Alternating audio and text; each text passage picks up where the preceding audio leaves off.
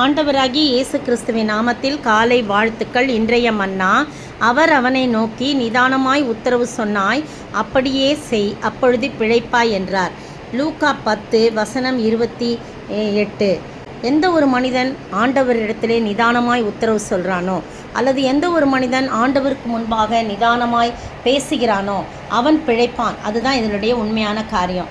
அப்போது நியாயசாஸ்திரி ஒருவன் எந்த சந்தர்ப்பத்தில் சொல்லப்பட்டனா, நியாயசாஸ்திரி ஒருவன் அவரை சோதிக்கும்படி, போதகரே நித்திய ஜீவனை சுதந்தரித்து கொள்ளும்படி நான் என்ன செய்ய வேணும்னு கேட்ட உடனே ஆண்டவர் சொல்கிறாரு, நியாயப்பிரமாணத்தில் என்ன எழுதியிருக்கிறது, நீ வாசித்திருக்கிறாயான்னொன்னே அவன் பிரதியுத்தரமாக, உன் தேவனாய் கர்த்தரிடத்தில் உன் முழு இருதயத்தோடும், உன் முழு ஆத்துமாவோடும், உன் முழு பலத்தோடும், உன் முழு சிந்தையோடும் அன்பு கூர்ந்து உன்னிடத்தில் அன்பு கூறுவது போல பிறனிடத்திலும் அன்பு கூறுவாயாக என்று எழுதியிருக்கிறேன்னு சொல்கிறார்.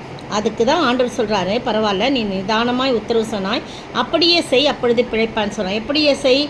ஆண்டவரிடத்தில் முழு இருதயத்தோடும், முழு ஆத்மாவோடும், முழு பலத்தோடும், முழு சிந்தையோடும் அன்பு கூறணும். உன்னிடத்தில் அன்பு கூறுவது போல் பிறனிடத்திலும் அன்பு கூறணும் அப்படின்றத தான் அவர் சொல்கிறாரு. அதை நிதானமாக கரெக்டாக சொல்லிட்டேன், படப்படப்பாக இல்லை அப்படின்னு சொல்லி பதறி போயில்லை அப்படின்னு சொல்லி. நிதானன்றதுக்கு ஆப்போசிட் பதறுதல்.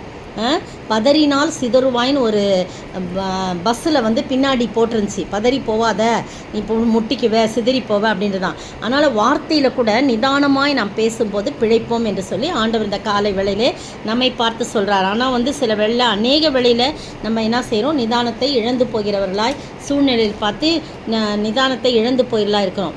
நீதிமொழிகள் 14:2 நிதானமாய் பேசுகிறவன் கர்த்தருக்கு பயப்படுகிறான் என்று சொல்லப்பட்டிருக்கு.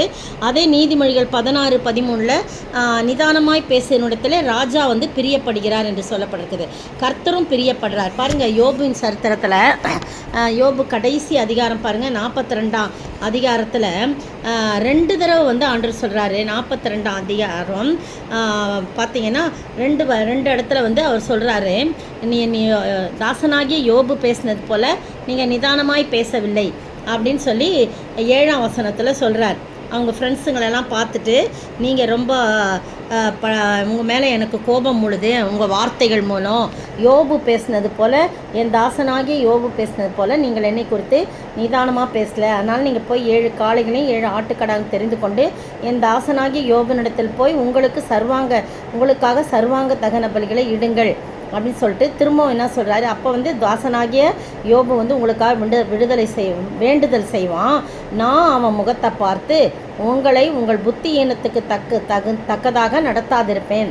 என் தாசனாகிய யோபு பேசினது போல் நீங்கள் என்னை குறித்து நிதானமாய் பேசவில்லைன்னு சொல்லுவான். அதனால தான் யோபு தன் சிநேகிதர்களுக்காக ஜெபித்த போது அவர் என்ன பண்ணுறாரு, அவர் பிழைக்கிறாரு. இரட்டத்தனையான ஆசீர்வாதத்தை கொடுக்குறாரு. முன்னிருந்த சிறையிருப்பையெல்லாம் மாற்றுகிறார். முன்னிருந்த நிலைமையெல்லாம் மாற்றி ரெண்டத்தனையான ஆசீர்வாதம். அவருக்கு எவ்வளோ கழுதை இருந்தது, எவ்வளோ குதிரை இருந்தது, எவ்வளோ ஒட்டகங்கள் இருந்தது, எல்லா செல்வாக்கும் 2 மடங்கு ஆயிட்டு.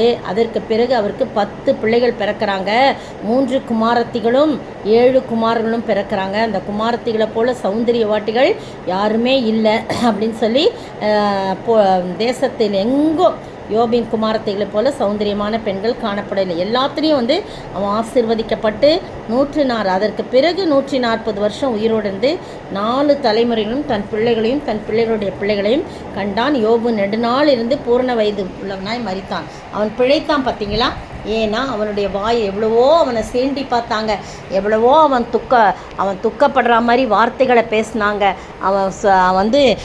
அவன் மேலே அபாண்டமான காரியங்கள்லாம் பேசினாங்க. ஆனாலும் யோபு எந்த விதத்திலும் அவன் என்ன பண்ணல, நிதானத்தை இழக்கவில்லை. நிதானமாக தான் உத்தரவு சொல்கிறான். அதனால தான் அவன் ஆண்டவர் மேலே ரொம்ப பிரியப்பட்டு சாட்சி சொல்கிறாரு. நீங்களும் நானும் இந்த காலை வேளையிலே நிதானமாய் பேசும்போது நாம் பிழைப்போம். எனவே நிதானமாய் பேச பழகிக்கொள்வோம். ரொம்ப கஷ்டம்தான். அநேக வேளை டெம்பர் லூஸ் பண்ணுறோன்னு சொல்கிறோம் இல்லையா, அது மாதிரி லூஸ் பண்ணாதபடி எப்போவுமே நிதானமாய் பேசும்போது கர்த்தர் நிச்சயமாய் நம்மை பிழைக்கும்படி ஆசீர்வதிப்பார். அப்படிப்பட்ட ஆசீர்வாதத்தை நாம் பெற்று வாழ ஆண்டவர் தாமே கிருபை செய்வாராக. ஆமேன். ஜெபிக்கும் உனக்கு பதிலுண்டு, ஜெபிக்க பலனுண்டு. பதறாதே, கலங்காதே, விசுவாசித்தீரு. பதறாதே, கலங்காதே, விசுவாசித்தீரு. பதிலுண்டு நிச்சயம், நிச்சயம் என்றும் பிழைத்திடுவாய். பதிலுண்டு நிச்சயம், என்றென்றும் நீ பிழைத்திடுவாய். ஆமாண்டவரே, ஸ்தோத்திரிக்கிற ஆண்டவரே, நிதானமாய் நாங்கள் இருக்கும்போது பதறி பேசாதபடி, பதறி சொல்லாதபடி, நிதானமாய் நாங்கள் இருக்கும்போது நாங்கள் பிழைப்போம் என்ற சத்தியத்தை எங்களுக்கு கொடுத்திரே. அதை நாங்கள் பழகிக்கொள்ள நீர் உதவி செய்ய வேண்டும் என்றே கர்த்தரும் மீட்பெரும் ராஜாவுமாய் இயேசு கிறிஸ்துவின் மூலமாய் கெஞ்சி மன்றாடுகிறோம் பிதாவே, ஆமேன். நேற்றைய பதில்: என்னிடத்தில் விசுவாசமாய் இருக்கிறவன் இந்த சிறியரில் ஒருவனுக்கு இடரல் உண்டாக்கிடும் எவனோ அவனுடைய கழுத்தில் எந்திர கல்லை கட்டி சமுத்திரத்தில் அவனை தள்ளி போடுகிறது அவனுக்கு நலமாய் இருக்கும்.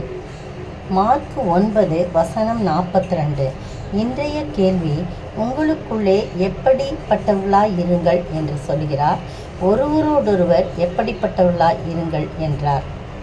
உங்களுக்குள்ளே எப்படிப்பட்டவர்களாய் இருங்கள், ஒருவரோடொருவர் எப்படிப்பட்டவர்களாய் இருங்கள் என்றார்.